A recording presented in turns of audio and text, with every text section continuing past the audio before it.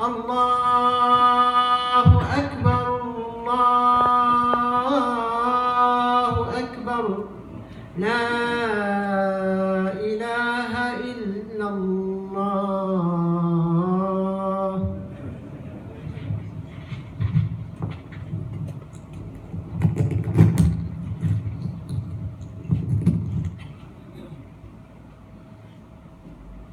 الحمد لله رب العالمين.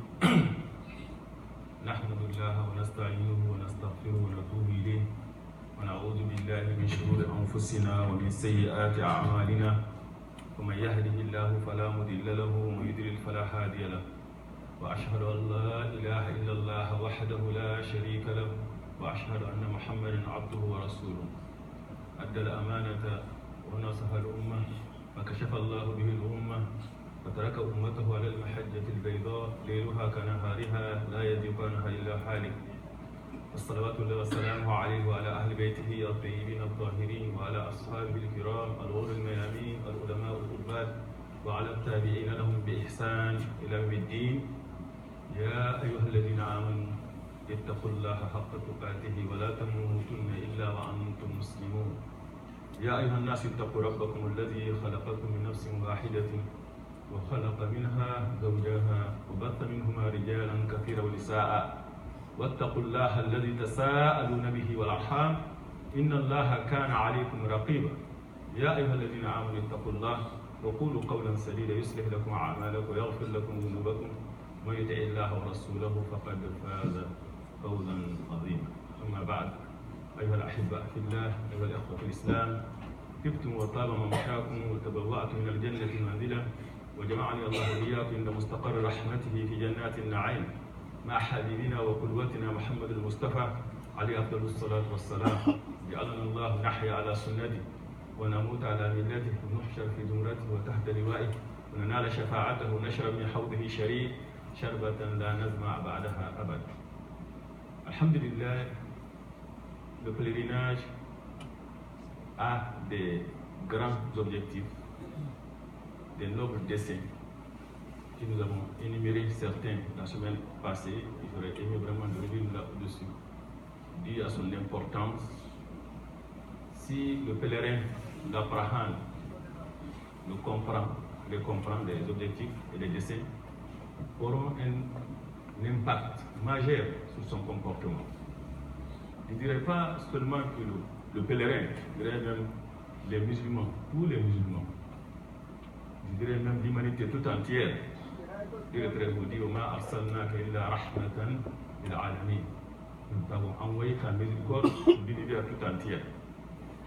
Et combien de gens se sont convertis à l'islam, qu'Allah a guidé vers l'islam en regardant seulement les activités du pèlerinage à la télé, en voyant à peu près 3 millions de personnes, des nationalités différentes, d'ethnies différentes, couleurs différentes, de pays différents, se rassembler en même endroit, en même temps, visant les mêmes objectifs, répétant le même slogan, adorant un Dieu unique, suivant les enseignements du prophète sallallahu alayhi wa sallam.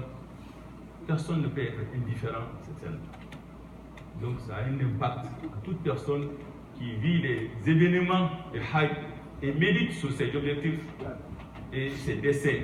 On peut dire alors que quiconque accomplit le pèlerinage et médite sur ses enseignements n'a autre récompense, ça veut dire vraiment Hajj Mabrour, que le paradis. Car le pèlerinage a un impact majeur sur le comportement de la personne. Parmi ces objectifs, ou ce qui nous rappelle le pèlerinage, c'est notre réalité dans ce bas monde et notre devenir dans l'au-delà. Quelle est notre réalité dans ce bas monde?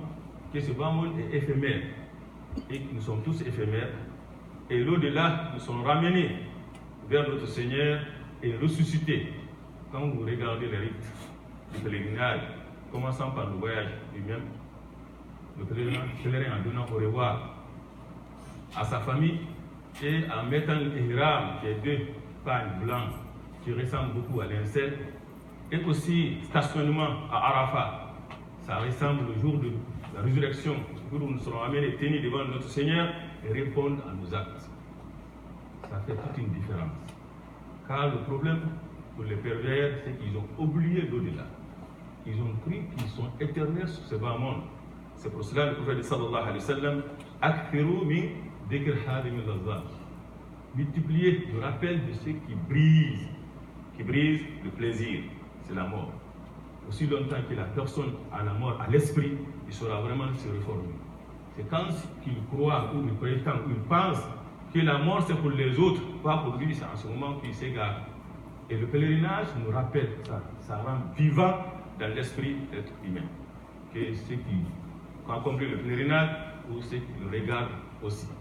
C'est pour cela, l'un des savants religieux, si son âme nous suggère quelque chose qui n'est pas conforme à l'islam, il rapproche son doigt au feu.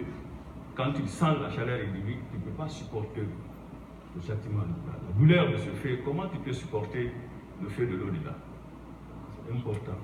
C'est pour cela que le pèlerinage est un acte spirituel qu'on a besoin d'accomplir qu'une seule fois. On n'a pas besoin d'accomplir qu'une seule fois. C'est une seule fois seulement qu'on a besoin d'accomplir pour qu'il ait un impact majeur sur nos comportements. Aujourd'hui, nous allons parler de deux éléments parmi les objectifs du pèlerinage. Ces deux éléments constituent les conditions de l'acceptation d'une œuvre. Ces deux éléments, s'ils ne sont pas remplis, ils ne sont pas respectés, à propos de n'importe quelle œuvre que nous avons accomplie, ne sera jamais acceptée aussi longtemps que ces deux conditions ne sont pas respectées. Dieu est très beau dans Surat al-Mulk quand il dit Alladhi khalaqa al-mawta wal-hayata liyabluwakum ayyukum ahsanu amala. C'est lui qui a créé la mort. On revient encore à la mort. C'est très important, c'est ça. Mais il faut vraiment que nous avons ça à l'esprit, car nous sommes des étrangers. Sur cette terre, nous sommes comme des voyageurs, nous sommes de passage. Nous sommes là un temps, et un jour viendra, chacun de nous répondra à cet appel-là, qui frappera chacun de nous, et nous sommes tous égaux devant la mort. Comme dans le pèlerinage aussi, tout le monde est égaux, dans le même habit, même slogan, même endroit, mêmes actes, sans différence. Donc c'est important, quand Dieu le Très-Haut dit, celui qui a créé la mort et la vie, pour vous mettre à l'épreuve et voir qui parmi vous sont meilleurs, accomplira les meilleures œuvres. Et peut-être il dit, Ma'ana aswabuhu akhlasuhu wa aswabuhu. Ça veut dire qui parmi vous accomplira les meilleures œuvres, ça veut dire les pures, les meilleures, les œuvres sincères et conformes. L'œuvre sincère, ça veut dire que vouer un culte exclusif à Allah. Conforme, que ça soit conforme à la sunna du prophète sallallahu alayhi wa sallam. Et quand vous regardez le pèlerinage, c'est une expression, je dis une expression pratique de l'unicité d'Allah, du tawhid d'Allah, dans ses rites et le slogan aussi que nous prononçons. Et ça dès le début du pèlerinage.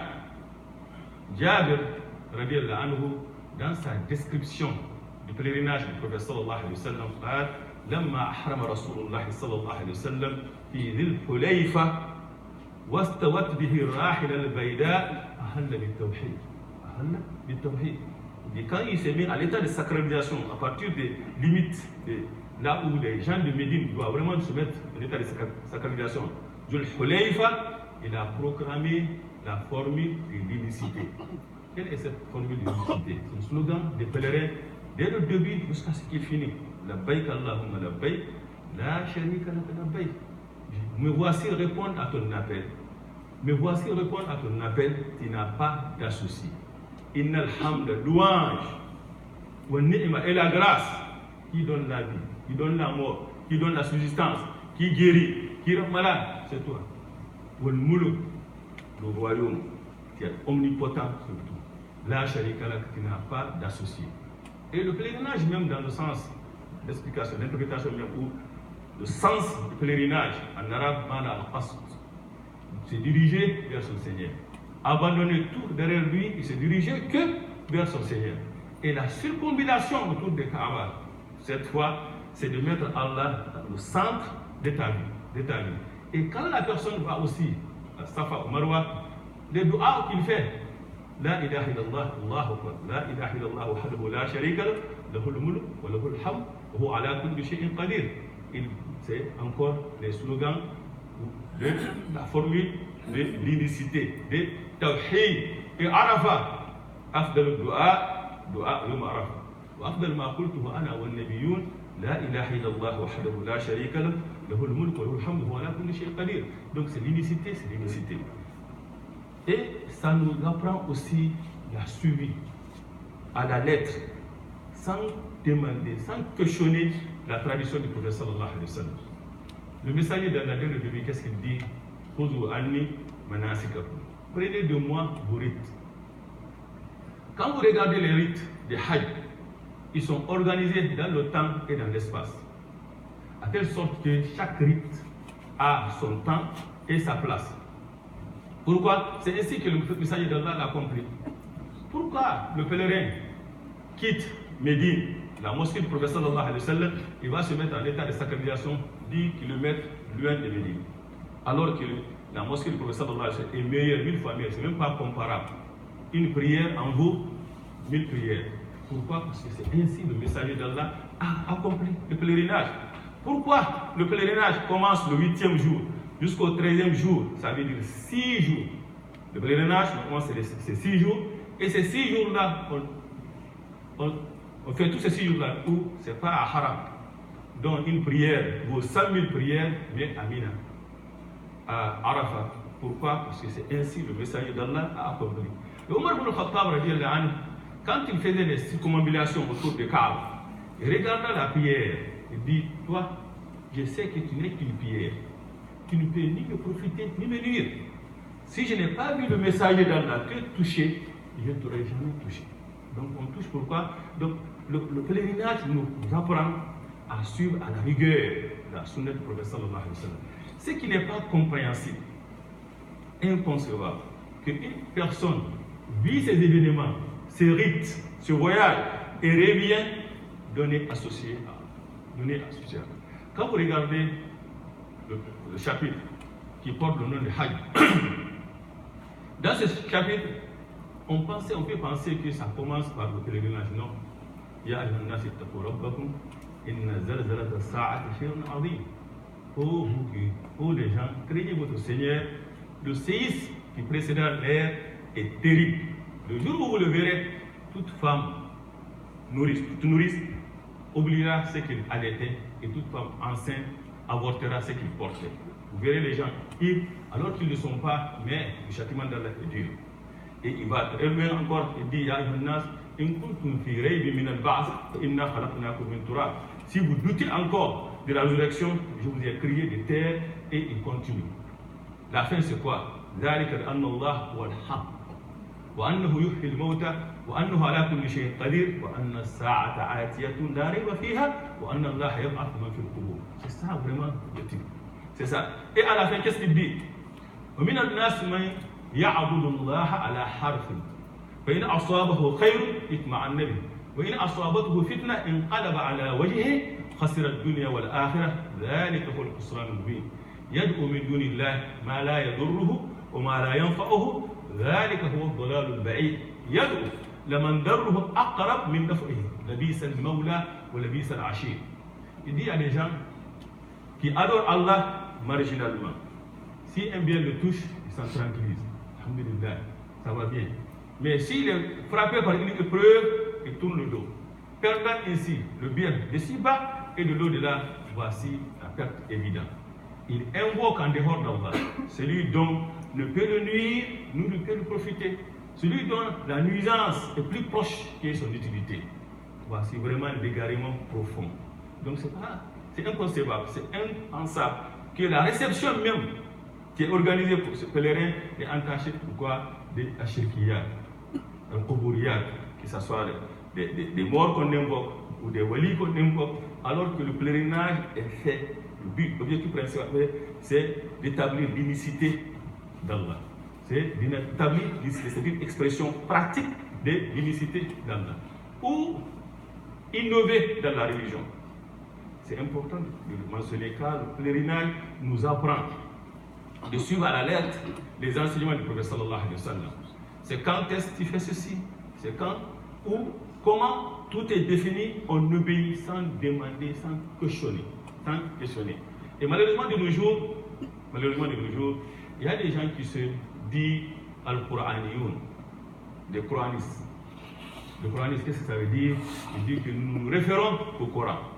Quant à la Sunna, non. Pourquoi? Il prétend que dans la Sunna, il y a des hadiths où ils sont faits pour quelque chose. Dans l'histoire de l'humanité, aucune nation n'a servi son œuvre, sa tradition, sa culture concernant le hadith du prophète sallallahu alayhi wa sallam comme le font nos prédécesseurs pieux. Ils l'ont vraiment débarrassé de tout ce qui est étranger. Donc, Sahih Bukhari, Muslim, c'est des hadiths authentiques. Et ces gens-là qui se disent coranistes, ils sont tous sauf coranistes. Ils sont tous sauf des adeptes du Coran. Pourquoi? Le prophète sallallahu alayhi wa sallam, dans un hadith, il nous a prévenu. يوشك الرجل متكئا على أريكته يحدث بحديث من حديث فيقول بيننا وبينكم كتاب الله ما وجدناه من حلال استحللناه وما وجدناه فيه من حرام حرمناه ألا إنما حرم رسول الله صلى الله عليه وسلم مثل ما حرم الله ou comme قال رسول الله صلى الله عليه وسلم. Il dit qu'il viendra un jour, tu trouveras une personne assise confortablement dans ce fauteuil, très confortable, c'est des nantis. Et après qu'on nous a parlé d'un de mes hadiths, il dit non, nous nous référons qu'au Coran. Ce que nous trouvons comme halal, nous le considérons halal. Ce que nous trouvons comme haram, nous le considérons comme haram. Quant à part de ça, non. Alors que ce que le prophète sallallahu alayhi wa sallam a rendu licite, c'est ce qu'Allah a rendu licite. S'il a rendu quelque chose illicite, Allah aussi a rendu licite. Car ces gens-là, ils ont désobéi d'abord le Coran.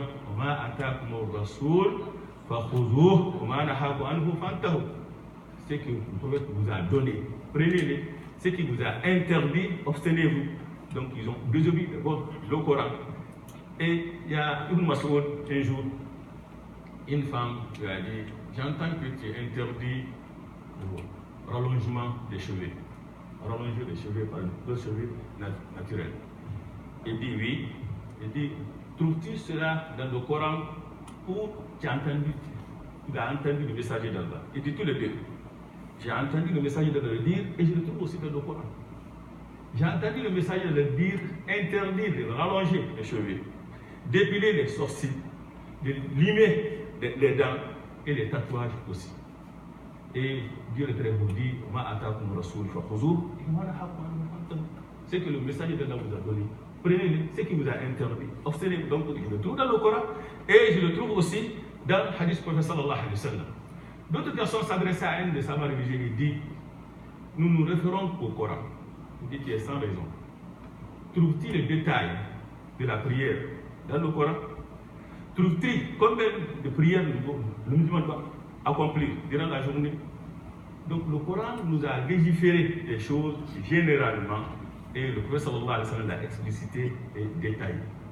وأنزلنا إليك الذكر لتبين للناس ما نزل إليهم ولعلهم يتفكرون. Nous avons fait descendre vers toi le livre afin que tu expliques clairement ce qui a été descendu. C'est ça. Le Coran, on ne peut pas vraiment comprendre le Coran sans passer par le prophète sallallahu alayhi wa sallam. L'un des sabbats religieux aussi répondait à une autre personne, et cette personne aussi dit la même chose, nous nous référons au Coran. Il dit par Allah, nous ne cherchons pas une alternative au Coran, mais nous sollicitons celui qui est plus connaisseur du Coran que nous. Car c'est la porte de rentrer dans le Coran, l'explication, l'interprétation, ça passe impérativement par le prophète sallallahu alayhi wa sallam. Donc c'est là, quand tu regardes dans Surat Hajj, c'est étonnamment comment vraiment il est bien fait. Il dit, Minan nas ma yujadil fillahi bighayri ilm wa yattabi kulla shaytanin marid kutiba alayhi annahu man tawallahu annahu yudilluhu wa yahdi ila adhabis sa'ir. Il y a des gens qui discutent au sujet d'Allah sans aucune science, suivant tout diable rebelle. Il a été prescrit à l'égard de celui-ci que quiconque le prend pour le maître, il l'égarera, il l'amènera vers la fournaise. Et il dit encore, la deuxième fois encore, Minan nas ma yujadil fillahi bighayri ilm wala hudan wala kitabin munir.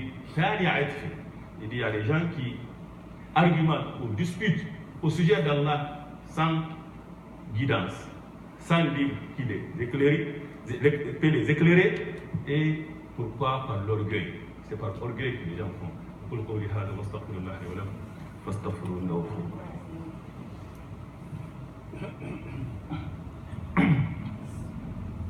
Alhamdulillah Rabbil Alamin, wassalatu wassalamu ala al-mab'us rahmatan lil alamin. Nous prions Allah qu'Allah accepte nos œuvres et qu'Allah nous pardonne. Il est très important que chacun de nous, quand il accomplit une œuvre, qui se soucie d'abord de l'acceptation de l'œuvre avant même l'accomplissement de l'œuvre. L'acceptation de l'œuvre est plus importante que son accomplissement. Qu'est-ce que ça sert une œuvre qui est accomplie, non acceptée par Allah? Et aucune œuvre ne sera acceptée par Allah jusqu'à ce qu'il soit pur, sincèrement voué, exclusivement voué à Allah et soit conforme à la sunna du prophète sallallahu alayhi wa sallam. Man ahdatha fi amrina hadha ma laysa minhu fa huwa rad. Quiconque innove dans nos affaires, ce qui n'en fait pas partie, sera complètement rejeté. Et quiconque associe à Allah, ses œuvres sera vaines. Lillahi ad-dinu khalis walladhina ittakhadhu min dunihi awliya ma na'buduhum illa liyuqarribuna ila Allahi zulfa. Appartient à Allah la religion pure. Ceux qui donnent des associés à d'Allah, qu'est-ce qu'il dit? Nous les adorons que pour qu'ils nous rapprochent davantage d'Allah. Les mécréants l'ont dit au temps du prophète sallallahu alayhi wa sallam. Il y a beaucoup de gens aussi qui le disent aujourd'hui. Ils invoquent les walis, ils invoquent les qubur. Qu'est-ce qu'ils disent? Nous voulons qu'ils nous rapprochent encore davantage d'Allah. Il n'y a pas d'intermédiaire en islam. C'est pour cela, le pèlerin, quand tu prononces la baïk, toi-même tu dis directement la baïk, Allahumma la baïk, je réponds à ton appel. Tu n'as pas dit à ton érudit ou telle personne de répondre à ta place, tu le dis directement, donc dis à ton tour. C'est important de s'adresser directement à Allah et de ne pas passer par tel intermédiaire ou d'invoquer telle personne, surtout des morts, ou innover dans la religion musulmane. Et dans ce voyage-là, alhamdulillah, j'ai partagé la chambre avec une personne. Et cette personne m'a posé une question, et cette question la voici. Il dit pourquoi j'ai observé autour de moi, je vois tout le monde prendre ses mains, mettre ses mains sur la poitrine. Pourquoi tout le monde le fait? Pas nous. Pourquoi tout le monde est différent de nous? Je dis j'ai la réponse, mais je ne veux pas te donner la réponse. Tout ce que je peux te dire, je suis fier de toi. Pourquoi? C'est que ton pèlerinage a servi à quelque chose. Tu n'as pas parcouru 10 000 km et côtoyé 3 millions de personnes et resté indifférent. Le voyage c'est fait pour ça, le pèlerinage c'est fait pour ça, d'observer et de regarder et de chercher la vérité.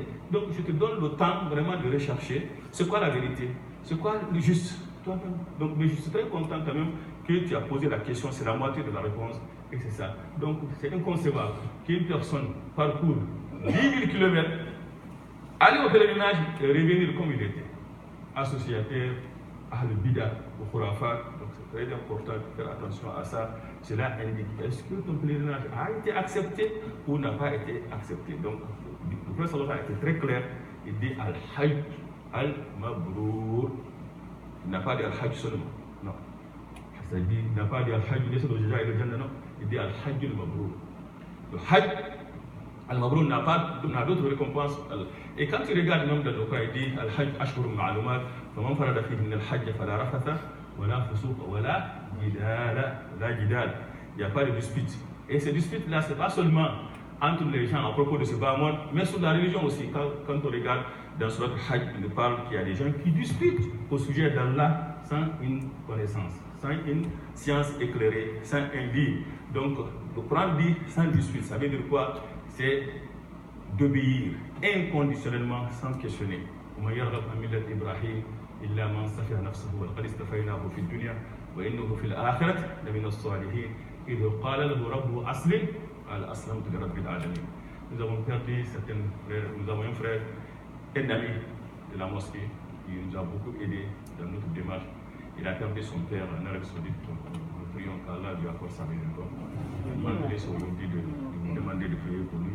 Et moi en personne, j'ai perdu ma soeur aussi avant-hier. Nous prions aussi qu'Allah lui accorde sa miséricorde. Allahumma ighfir lahum warhamhum wa akrim nuzulahum wa sayyid qadamhum. Allahumma in kanu muhsinin fadhik ihsan wa in kanu musii'in fa'awwid sayyi'atan wa ba'id bainahum wa bain khataayahum kama ba'adta bain al-mashriq wal maghrib wa naqdiru min al-dhunub kama tunqi al-thawb min al-danas ya rabb al-rahim. اللهم اشف مرضانا ومرضى المسلمين جميعا اللهم اغفر لموتانا وموتى المسلمين جميعا يا رب الرحمن الرحيم اللهم لا تهلكنا ولا تدلنا والبال اللهم انا نسالك حسن الخاتمه اللهم اصلح اولادنا وازواجنا وذرياتنا واجعلهم قرة اعين لنا واجعلنا للمتقين اماما اللهم انا نعوذ بك من السوء المنقلب في الاهل والمال والنفس اللهم انا نعوذ بك من زوال نعمتك ومن تحول عافيتك ومن فجاءة نقمتك ومن جميع سخطك يا رب الرحمن الرحيم. Inch'Allah, prochainement on commence à 13h et nous allons essayer de descendre un peu jusqu'à 13h demain.